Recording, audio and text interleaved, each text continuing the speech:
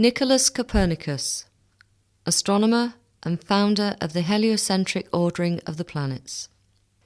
Born on February 19, 1473 in Torun, Poland, he belonged to a family of merchants. His uncle, the bishop and ruler of Ermland, was the person to whom Copernicus owed his education, career and security. Copernicus studied at the University of Krakow from 1491 to 1494. While he did not attend any classes in astronomy, it was during his student years there that Copernicus began to collect books on astronomy and mathematics. Some of those contain marginal notes by him dating back to that period, but it remains conjectural whether Copernicus had already made at that time a systematic study of the heliocentric theory.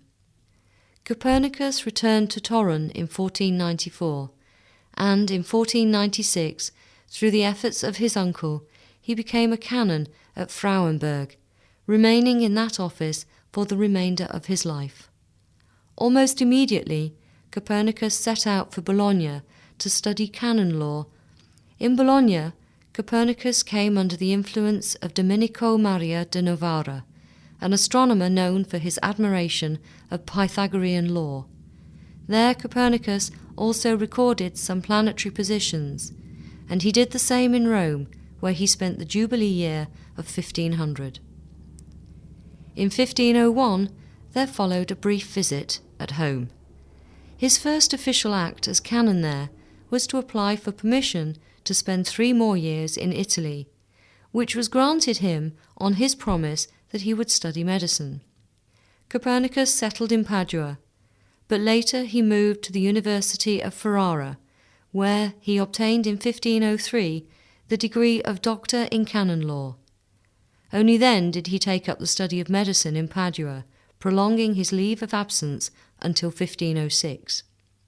Upon returning to Ermland, Copernicus stayed in his uncle's castle at Heilsberg as his personal physician and secretary.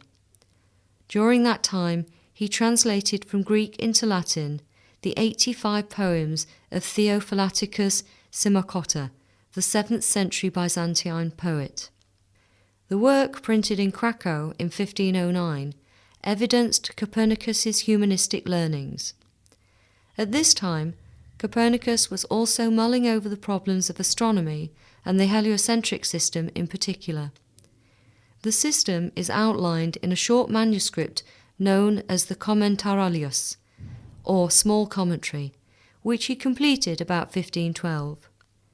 Copies of it circulated among his friends, eager to know the sketch of hypotheses made by NICOLAS Copernicus on the heavenly motions, as Copernicus referred to his work.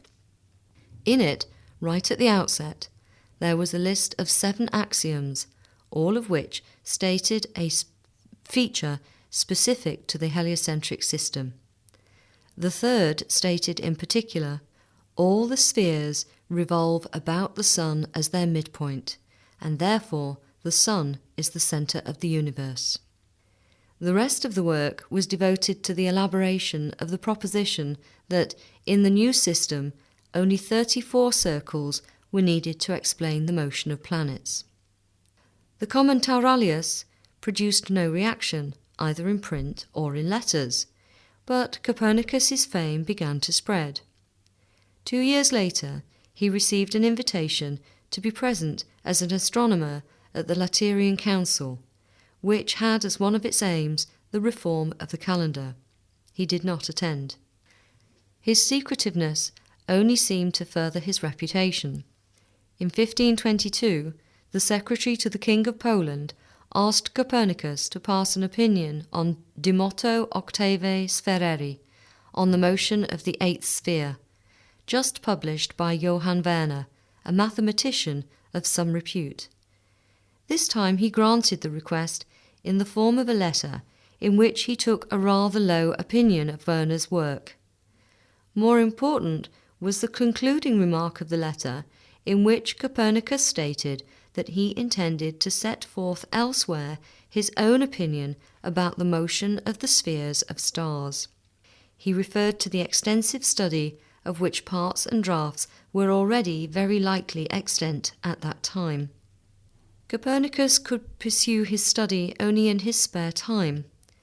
As a canon, he was involved in various affairs regarding legal and medical, but especially administrative and financial matters.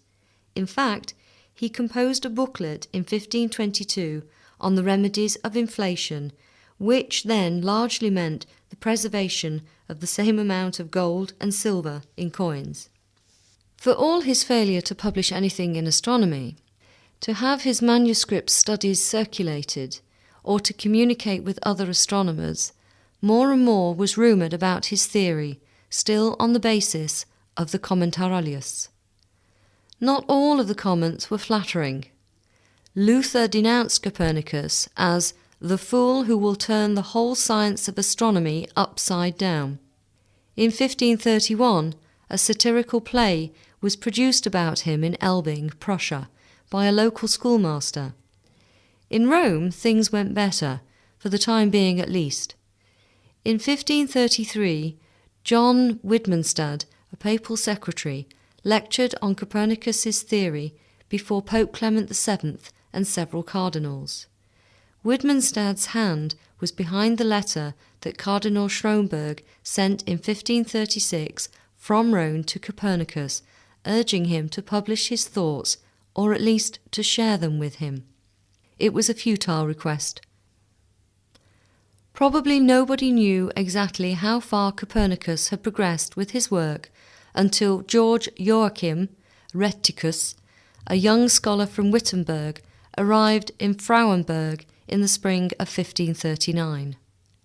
When he returned to Wittenberg, he had already printed an account, known as the Narratio Prima, of Copernicus's almost ready book. Rheticus was also instrumental in securing the printing of Copernicus's book in Nuremberg, although the final supervision remained in the care of Andrew Osiander, a Lutheran clergyman. He might have been the one who gave the work its title, De Revolutionibus Orbium Coelestium, which is not found in the manuscript. But Osiander certainly had written the anonymous preface, in which Copernicus's ideas were claimed as mere hypotheses by the author, or convenient mathematical formalism that had nothing to do with the physical reality. The printed copy of his work in 6 books reached Copernicus only a few hours before his death on May 24, 1543. The physics of Copernicus was still Aristotelian and could not, of course, cope with the twofold motion attributed to the Earth. But Copernicus could have done a better job as an observer. He added only 27 observations, an exceedingly meagre amount, to the data he took over uncritically from Ptolemy and from more recent astronomical tables. The accuracy of predicting celestial phenomena on the basis of his system did not exceed the accuracy achieved by Ptolemy, nor could Copernicus provide proof for the phases of Mercury and Venus that had to occur if his theory was true. The telescope was still more than half a century away. Again, Copernicus could only say that the stars were immensely far away to explain the absence of stellar parallax due to the orbital motion of the Earth. Here, the observational evidence was not forthcoming for another 300 years. Also, while Ptolemy actually used only 40 epicycles, their total number in Copernicus's system was 84. Hardly a convincing proof of its greater simplicity. Still, the undeniable strength of Copernicus's work lay in its appeal to simplicity. The rotation of the Earth made unnecessary the daily revolution of thousands of stars. The orbital motion of the Earth fitted perfectly with its period of 365 days into the sequence set by the periods of other planets. Most importantly, the heliocentric orderings of planets eliminated the need to think of retrograde motion of the planets as a physical reality. In the 10th chapter of the first book, Copernicus made the straightforward statement, "In the centre rests the sun." For who would place this lamp of a very beautiful temple in another or better place than this, wherefrom it can illuminate everything at the same time? The 1,000 copies of the first edition of the book did not sell out, and the work was reprinted only 3 times prior to the 20th century. No great book of Western intellectual history circulated less widely and was read by fewer people than Copernicus's Revolutions. Nonetheless, it has come to be considered a seminal text of modern astronomy.